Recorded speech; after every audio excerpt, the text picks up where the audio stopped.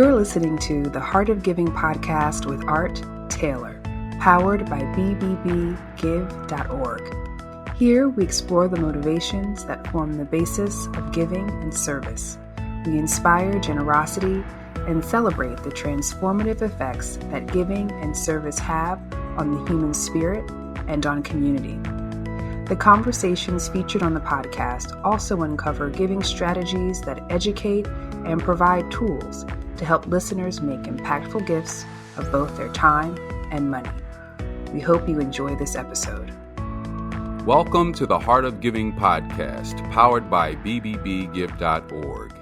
Give.org is the nation's standards-based charity service and your one-stop source for information on giving and reports on the most asked about charities. I'm Art Taylor, your host.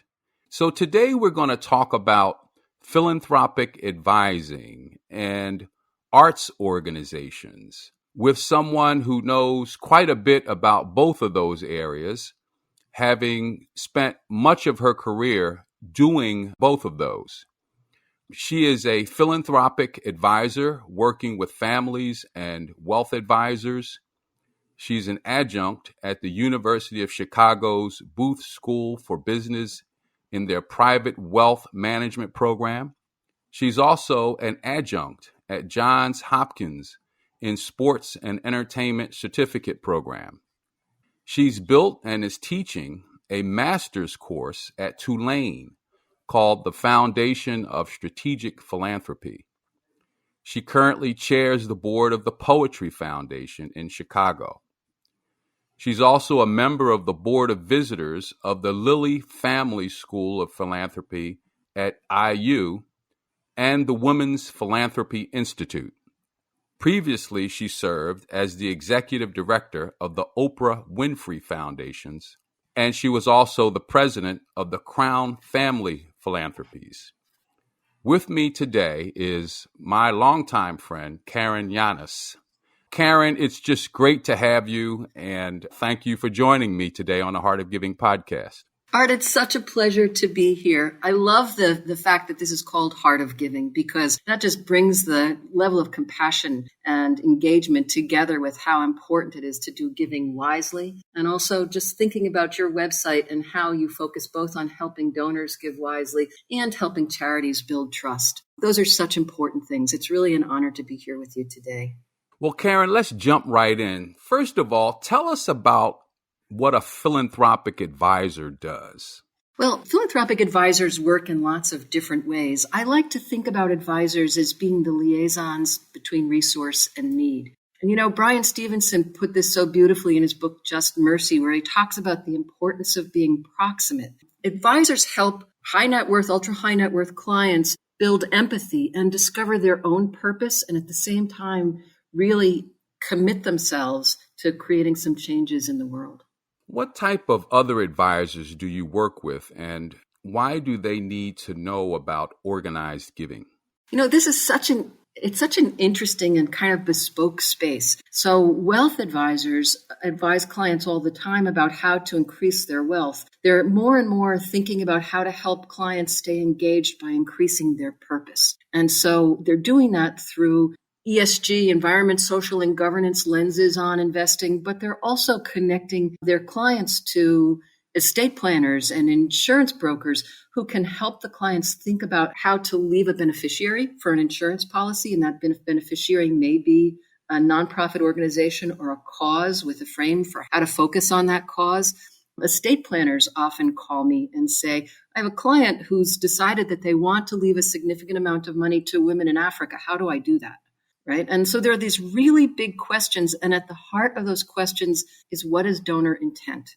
What do donors truly want to do? And an advisor can kind of hold their hand and help guide them through a maze of opportunities and issues and help them think about what problems they want to solve in the world before they think about making individual donations. And then to do it strategically and to do it really well. I would agree. I think strategy is really important in giving. What type of individuals are we talking about here that actually need philanthropic advisors, and why do they need them?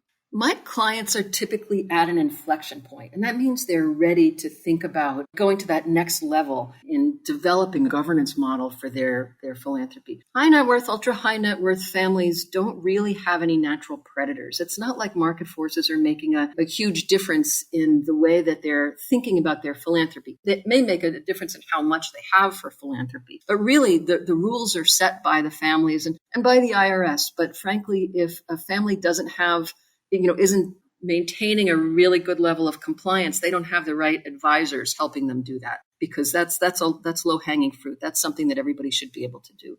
But the boundaries, some families call them bumpers, of how do we make decisions together, can have an enormous effect on the family at large.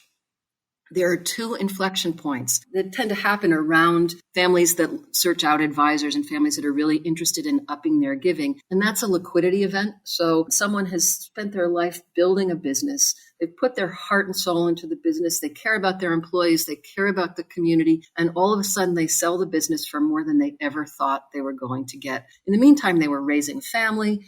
And the children had access to a lot more resources than they probably did when they were growing up. And sometimes that creates a disconnect. So all of a sudden, someone's sold their business and they're no longer in the thick of things in their business. Their purpose has changed, and they've got an investment company. Essentially, they're investing their resources, and that may not have been what drove them in their business. So all of a sudden, they have an opportunity to think bigger and think about engaging their family. So liquidity is one, and life cycle is another.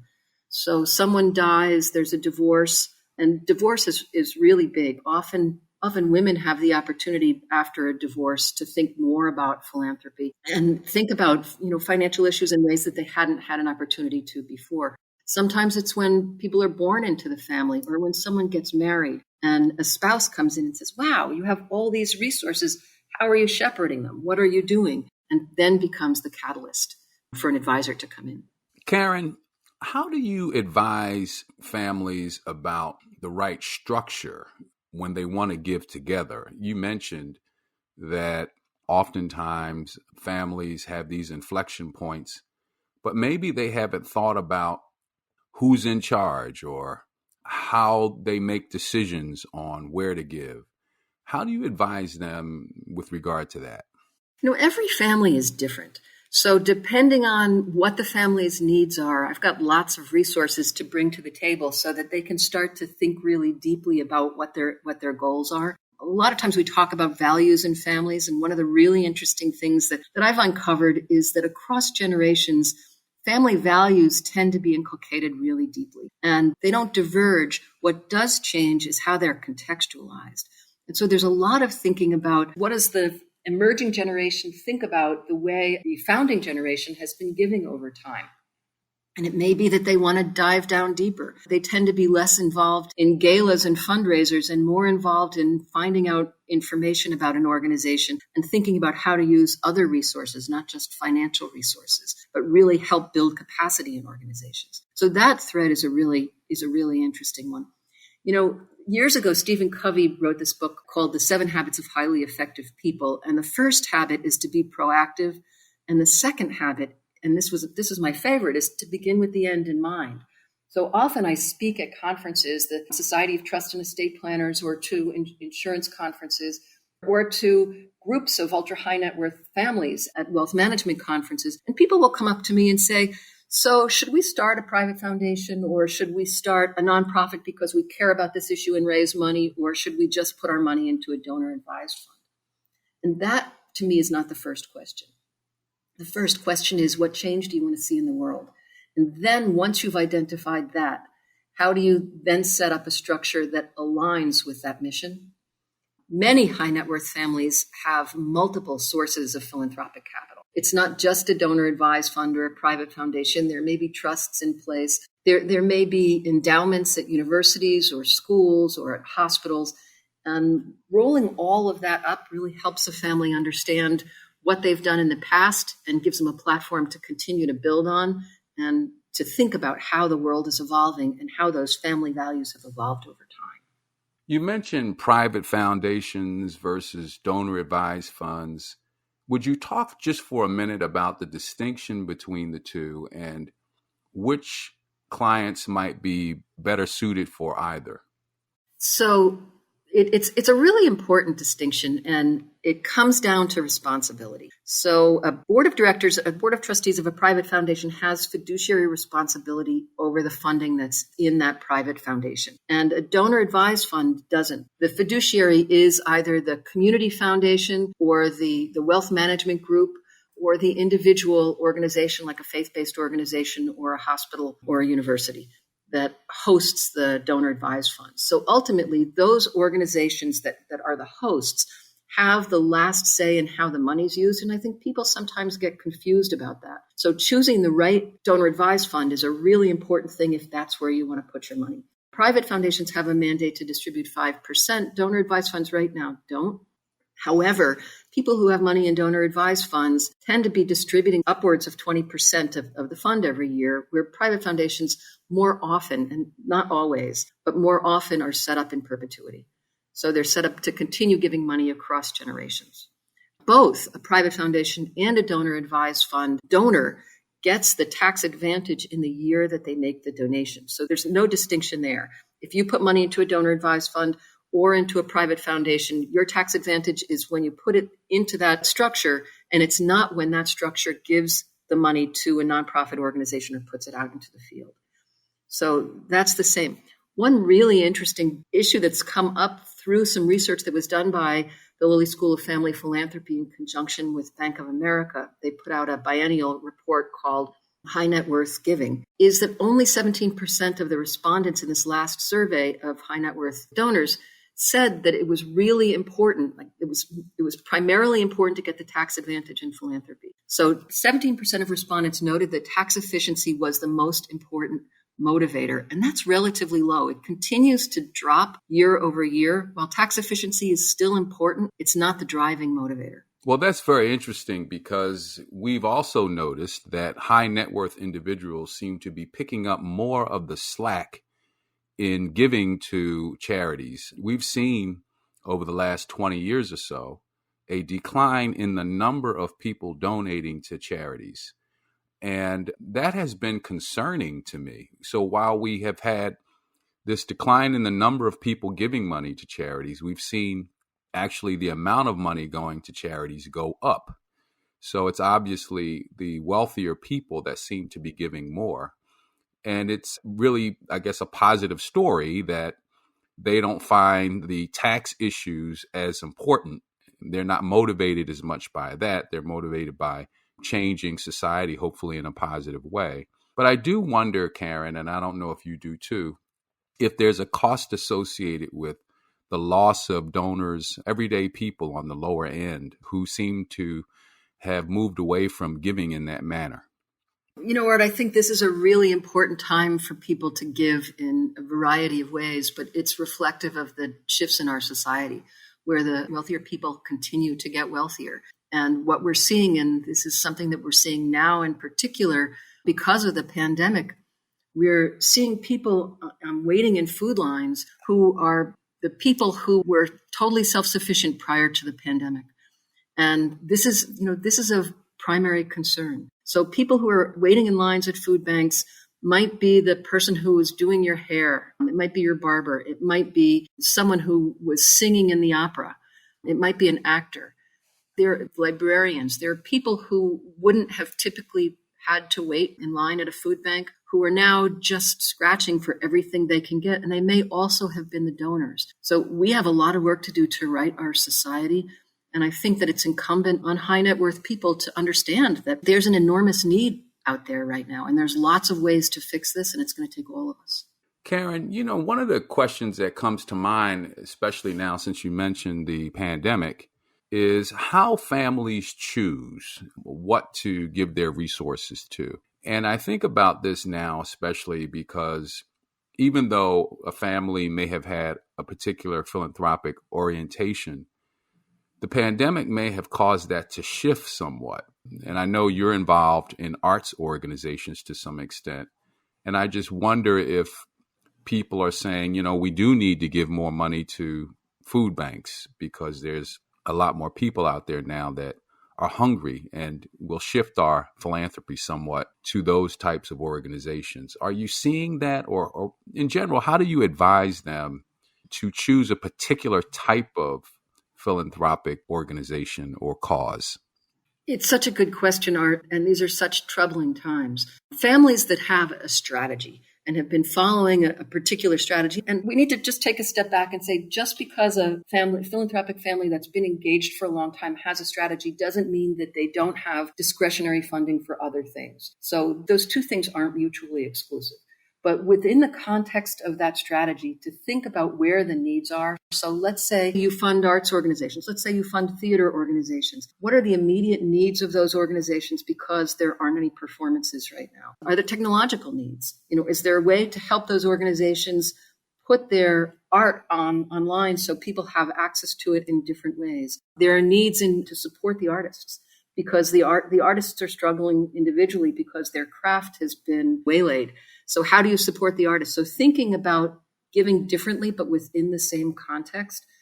And the same thing rings true in direct services organizations. Clients who focus on mental health issues or on youth and homelessness issues can start to help the organizations build capacity to respond to the problem in a way that they haven't had to before, right? So that might mean more supportive housing. It might mean more housing, period, because people have to distance in new ways. It may mean making sure that there are crisis hotlines that are supported. And all of that can be done with less red tape than we typically use to think strategically. And it can be done nimbly. So as I mentioned before, there are no natural predators, that families have the opportunities to create their own boundaries, or to dismantle those boundaries in order to get money out of the door faster. And we see that happening. And then, of course, immediate needs, just looking around your own geography and saying, okay, how do I help the people who are struggling right now? Is it food banks? Is it making sure that transitional housing is available for people who need transitional housing? Is it, is it supporting the arts in my community? Because the ecosystem is so connected, Art. It's amazing to think about what's happening right now, because the arts organizations in cities that have closed down are hurting the economies of the cities. They're hurting the restaurants.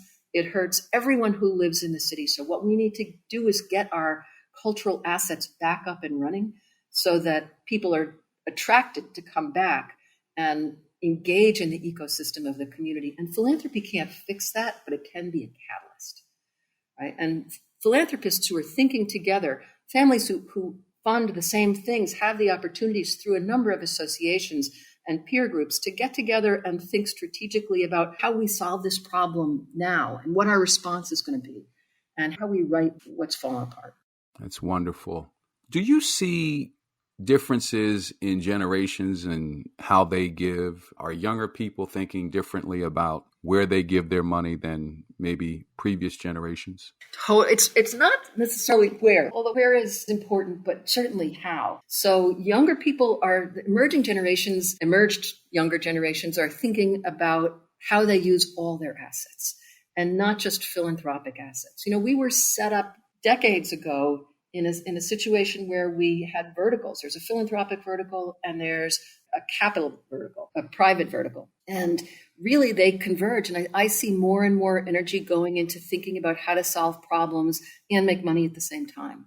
And those two things are not mutually exclusive. So philanthropic giving can certainly complement impact investments, right? And investing in communities to make the ecosystems of those communities stronger can be financially rewarding for the people who do it, if they do it well. So that's one trend that I think is incredibly important and is kind of the backbone of change in our society. I also see, as mentioned before, this contextualization of ideas that the emerging generation has brought. So let's say that the founding generation of a business, maybe this founding generation's in their 70s or 80s right now, and they have always given to a cardiac unit at this hospital.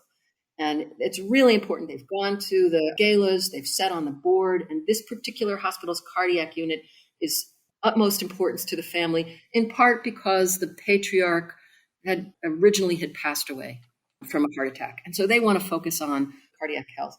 Well, the emerging generations are saying, well, great, this hospital's doing wonderful work. What we really want to know is what's the research on cardiac health? What's changed since we started to invest in this particular hospital? What are the metrics? What's actually, who else is working in this space? So it may not be just supporting the institution. It may be elevating the issue that they care about and learning as much as they can about that issue. And then thinking about ways to engage. It may include the hospital, likely includes the hospital, but may also be investments in research that's happening at universities or in biotech. So there's a broadening of thinking about those issues happening right now. We are at this amazing moment in philanthropy where people are seeing that we've got to gather together to create change in order to move this world forward, in order to keep ourselves strong. I've said many times, Caren, that charities are no longer the sole province of social good. We see even Fortune 500 companies focusing on the impact they can make on society while they return value to their shareholders. And so it's not surprising to see families now also looking at how they can make a difference, not only in giving away money, but also in investing in institutions or startups or what have you that will deliver bottom line financially and socially. So that's a great point you're making there. Let's shift for a minute to the pandemic. I hope that we're coming out of it in some ways, although some days I wake up and I feel like, we're still at the bottom. We're not quite at the bottom of it yet. But the fact that we now have an injection that people can get that will reduce the impact of COVID is certainly hopeful. And that more and more people are getting that vaccine is certainly positive. But it's also, I would think, the pandemic itself has created an environment that we might often consider to be almost like a disaster area. Many communities are hit so hard by this across the country, and many types of workers are disproportionately affected by the pandemic. The pandemic has not had an equal distribution in terms of the effects that it's had on people. You mentioned before that some people have actually made more money during the pandemic than before, while other people have almost lost everything. So what should we all be thinking about in terms of supporting those in our country and our societies and our communities as a result of the pandemic? Art, this pandemic has just elevated issues that have been festering for years. And the inequity, the lack of equity that the pandemic has exposed has, along with what happened in June, the death of George Floyd, has really brought to the surface an enormous number of inequities in our country that people are paying really close attention to right now. And I think that it's time for us to think more deeply about that and to take action and to become more of an anti-racist society, to understand our privilege, to understand what's happened in the past and move forward with a new lens. I think that the equity issues related to the pandemic are really horrible. And you see that just in terms of the number of white people being vaccinated versus the number of BIPOC people being vaccinated and what's happening in communities. I know people who have gone into communities of color, white people who've gone into communities of color to get vaccinated because they're available and they are navigating the system in that way. And there's just a lot of old baggage too about fear of vaccinations, that goes way back to Tuskegee and experiments done in Tuskegee. So we have a lot of healing to do in this country. And maybe this pandemic has just ripped open the wounds so that we have an opportunity to understand better and to do some of that healing. Well, let's hope so. Let's hope that we can all, with sober eyes, understand the negative consequences associated with racism and that we will want to work together as a nation to begin to heal some of the wounds caused by it. Caren, let me just ask you, if you don't mind, to help us understand how in the world you chose philanthropic advising as a career. What was in your background that led you in this direction? Well, I was really blessed to have the opportunity. Oprah used to say that luck is when opportunity meets preparation. And I was in a position to go to work for the Oprah Winfrey Show and help create a back office operation for Oprah's Angel Network, which was a public charity that developed on the Oprah Winfrey Show I think it started in 1998, and I went in 2000 and really helped escalate the Oprah's Angel Network and then help build the Oprah Winfrey Foundations while I was there. And it was just a remarkable experience. If you go back a little bit farther, I had grandparents who gave of themselves on a regular basis. My grandmother worked through her networks and helped people as much as she could. And my grandfather would go into senior centers and ask the people in the senior centers what they needed. And he would come back at Christmas time and deliver gifts to people. So I had this basis, and my parents would work for Community Chest and go out and ask people if they could contribute to the Community Chest, which moved into the United Way and community foundations. So this was just part of my DNA. And it's something I love, helping people think about how they can have purpose in their lives. And working with Oprah did that for me. Yeah, purpose in their lives. That's a really important statement, I think, because many people go through their lives. Some are fortunate enough to earn huge sums of money. And I understand that alone doesn't generally give them purpose. And it's not till later on that they understand that there's more that they can do for humankind. And it's nice that there are people like you around. In your conversations with people who are just getting started along this path, does that seem to come out, or are there other sort of motivations, sort of like the one you just mentioned, which is, it's just part of our family DNA. It's part of our family values that we do this. Maybe it's both. Well, I mentor a lot of younger people and early mid-career people who are thinking about nonprofit work or work in philanthropic organizations. And often they're coming at the work either because of social justice issues that they had experienced early in life. Sometimes it's lived experience and thinking about how to do better. But almost always there's a grandmother or a parent who showed them the way, or a pastor or a rabbi, so someone who, and often it's multiple people who just help motivate them early on. But I want to touch on something you just mentioned, which was the value of making a lot of money and what that does to families. And it's not always a positive thing. So there are families that come into a lot of money. Sometimes that money passes from one generation to another, and it can be really detrimental. And we see that play out publicly in large families all the time, right? Where the second or third generation is plagued by drug problems or conspicuous consumption. That doesn't satisfy purpose. Showing someone that you can have more than someone else has is not something it's not a feeling that's sustainable. I've done some work with athletes and heard from someone who's talking about athletes who are given contracts in the NFL, often go into a hotel room and the manager's there and some jeweler comes and lays jewelry out all over the bed and says, pick whatever you want, right? And this may have been an athlete who came from very little growing up. And just their purpose in their lives was building their bench strength and building support and building their athletic ability. And that's all they focused on. And now they can have whatever they want. And the question is, how many cars do they need? And what about the community they came from? Right? Because we aren't here in an isolated way. We are the product of where we came from. And we're going to be the incentive for the next generation. So just because you have a lot of money doesn't mean you're going to be happy.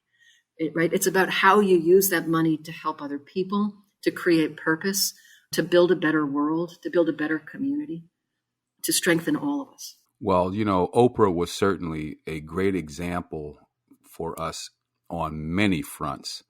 Those of us who watched her show for many years always came away with a warm feeling because of either her guests or how she led the show that particular evening. And, to see some of her philanthropic success and her philanthropic orientation was also so refreshing and was an example, I think, for those of us further down, of course, on the economic rungs of society to also contribute and give back. But she was someone we could cheer for, not only in her obvious career success, but in the things that she supported. I'm just curious, from your vantage point, being there with her, how you were able to help her think through what might be best appropriate, or how does she gather her philanthropic causes and support? What motivated her? to do the kinds of philanthropic activity that she did? Well, a couple of things are, one is people using their lives to make the world a better place was a motivator for Oprah's Angel Network. And every week we would, for several years, we would highlight an individual who founded an organization to help other people. And often those organizations had multiple beneficiaries. So, for example, I remember one organization that took young people who had been incarcerated and taught them how to train seeing eye dogs. And the young people would spend in detention centers, they would spend months teaching this dog how to help another person. And then they'd have to let the animal go so that the animal could go to its client. And then they would take another animal. And that kind of connection, that kind of compassion was able to build in people who had been deprived of it for such a long time. So that motivation was really big. But on another note, I remember very early how thrilled we were to get accreditation from Wise Giving, from the BBB's Wise Giving. And I think it was in the early 2000s. And that was something that was very important to us. I remember that. I remember you going through that process. And we were all very gratified that your institution decided that it was worth doing. And it gave us a sort of pat on the back for actually producing something that someone of your philanthropic stature would view as valuable. It was great for us too. Caren, you've done a number of things in your life, but you also seem to have this orientation toward arts and arts organizations. And I know that right now you are part of the Poetry Foundation. And I would love to understand how that connection became a part of your life and why poetry in particular is important to you. You know, the Poetry Foundation is a really fascinating place. And I remember working with Oprah in the early 2000s and reading an article in the Chronicle of Philanthropy about this bequest that Ruth Lilly had left the Poetry Foundation. And the Poetry Foundation, the Poetry magazine was essentially operating on fumes out of a top floor of a library, but putting out a magazine that had a very strong readership. And Ruth Lilly, who was never published in the magazine, left the Poetry Foundation quite a significant endowment. So reading about that made me think at the time, wow, this is going to be so fascinating to watch, because now all of a sudden they are super well resourced. What are they going to do with it? And they had a number of wonderful things happen, but a lot of challenges over the course of years. But we currently have a marquee building here in Chicago that houses one of the largest poetry libraries in the world. We have a performance space where poets come, and sometimes we have jazz musicians come in and perform their poetry. We give awards. We've got a number of podcasts. I was really honored to be tapped on the shoulder and asked to sit on the board of the Poetry Foundation. And it was really a lovely experience up until June 6th, when George Floyd's murder motivated people to say, wait a second, this organization needs to change. And then I was tapped on the shoulder again to become the chair of the board and do some work with the Poetry Foundation to lead it to be an anti-racist organization and to think more about equity issues in the arts. Funding in the arts is a really interesting space to work in part because some people want to fund art so that it's in museums and performances that can be seen and to really elevate the level of the art. And there are other funders who are really concerned about using art to help young people develop, right? And to help young people learn and to go into communities and zip codes where there aren't the kinds of arts programs or the kinds of engagement or motivation that help young people really understand who they are. And the Poetry Foundation is a foundation that does that. We have a program called Poetry Out Loud that's a national competition in conjunction with the National Endowment for the Arts that works in high schools and across the country to engage young people in learning about great poets and in recitation. So that's something that really drew me to the organization as well. Well, you know, arts organizations are so important to our culture. They help us understand the world around us. The artists are always great in interpreting what they're seeing and giving us a sense even of the past and the future. I just wonder, Caren, if, as you say, the Poetry Foundation is undergoing some changes to become more anti-racist if one of the challenges might be what we're seeing in our society, this great debate right now that's going on between freedom of speech and expression versus harmful speech, and how the Poetry Foundation might be in some ways wrestling with that as well. We hold ourselves accountable. There was a call to action. 1,800 poets signed a letter to the Poetry Foundation saying, get your house in order. Take a look at your practices and come up a couple of levels. Figure out how you can use the Poetry Foundation to generate equity in this conversation. And it really goes back to the conversation we were having before about the inequities that have been uncovered during the pandemic. So we embarked on a number of things that I think were really important following this call to action. We're making the foundation more inclusive, diverse, equitable, responsible, and compassionate.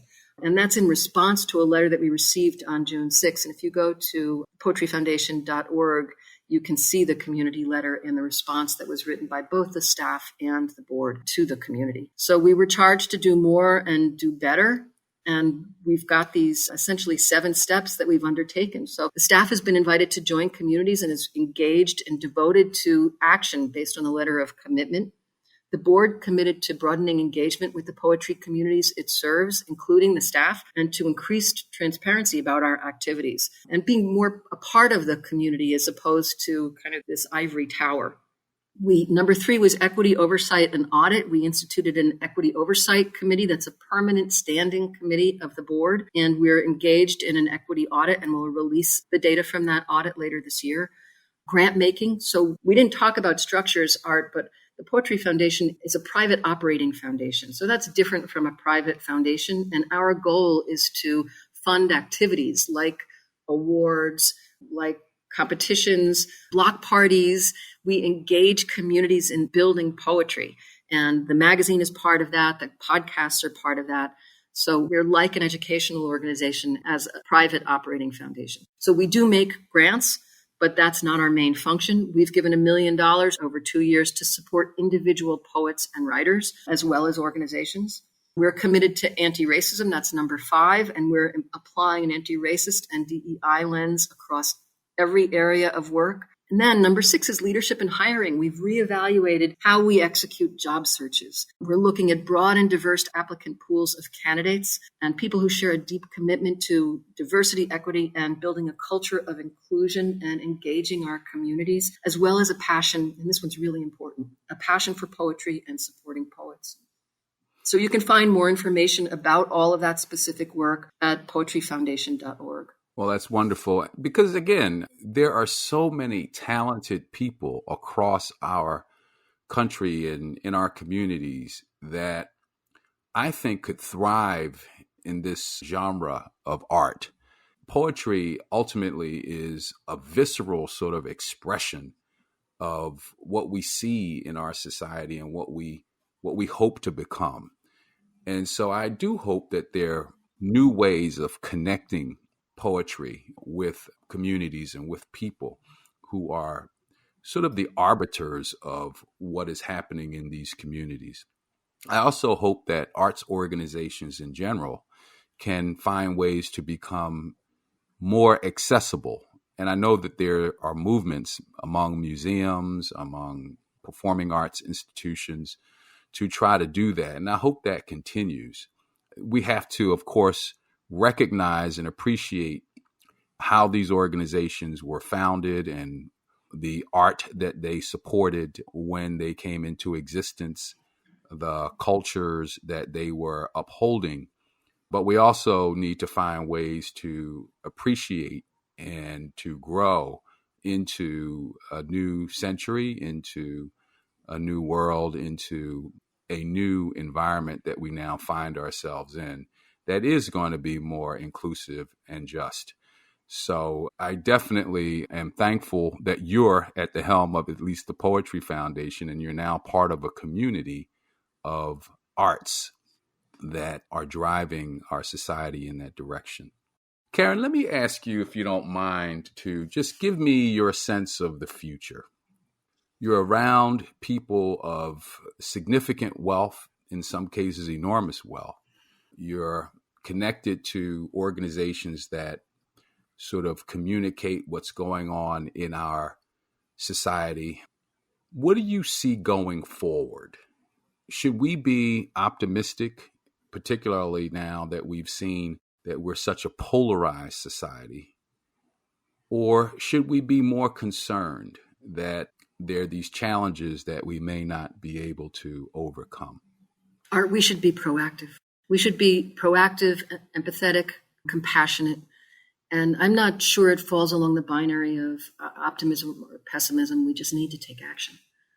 And people need to engage the level that they can engage. And sometimes that just starts with understanding what your resources are. I know very, very small foundations or people who give without actually having a structure who are catalytic in society because they've figured out the problem that they want to solve, focused on it, taken a look at the broader landscape and taken action. If we can be significant motivators in changing our society, right, we're not going to solve problems. It's even talked about in the Bible that it's not our responsibility to solve problems, but it is our responsibility to be good stewards from one generation to another generation. The problems of our world are huge, and sometimes they can be really daunting, and pessimism may come out of that. But the opportunity for us to take action and be good stewards of our time is something that we really need to pay attention to. So one of the things you and I are connected to, and I'm connected through your good offices, is the Pardee School. Oh, yes. And I want to talk a bit about that because of what you just mentioned, which is that we should be proactive. And Pardee is focused on getting policy into communities and getting people of those communities to help create policy so that they can be agents of change, so that they can be proactive. Would you want to talk? And one day we'll get some of the people, good people from Pardee on, but I'd love for you to talk about your experiences with this institution and why it's so important to our society. So the Pardee Rand Graduate School of Public Policy is an offshoot of the Rand Institution.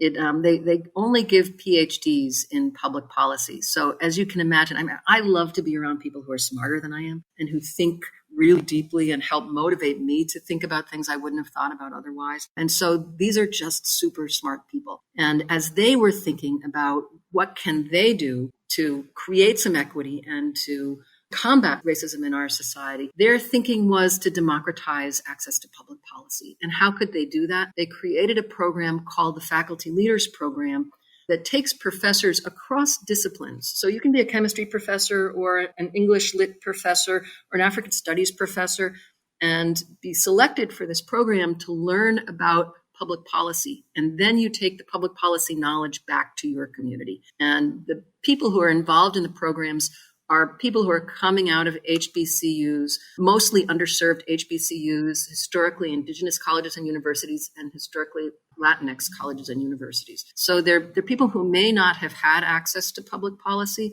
that then can go back and think about policy at a community level. Many of these folks are sitting on the school boards, or becoming part of their local community. But the opportunity for people to have access to understand and to develop public policy in their own communities starts to build a chain of equity. And so I think it's a really important program. Susan Marquis is the dean at the Pardee Rand Graduate School and has been working on this program for a while. So it's an exciting program. Well, you're also involved in educating the next generation of philanthropic leaders. And what are you seeing among those you're teaching? Yeah, commitment to change, and some indignation. How could you as a generation have left us where we are? We've got bigger problems than we did before. I'm not sure that's true. They may be more exposed now. We're certainly more aware of climate change than we were 30 years ago, but it's not that it didn't exist. It's just farther along. And the same with issues related to equity. I think there's more of a call to action, and it's more about using all of our resources. It's about our intellectual resources, our networks, our social equity, our communities, our financial resources, our time. It all goes together. Well, Caren, to conclude our interview today, I want to take you back to Stephen Covey. And I know that in the book you mentioned, one of the things he asks his readers to do is to imagine, and I hope you don't think this to be too morbid, But to imagine that you're at your funeral, and what is it that you would want people to say about you at your funeral? Ah.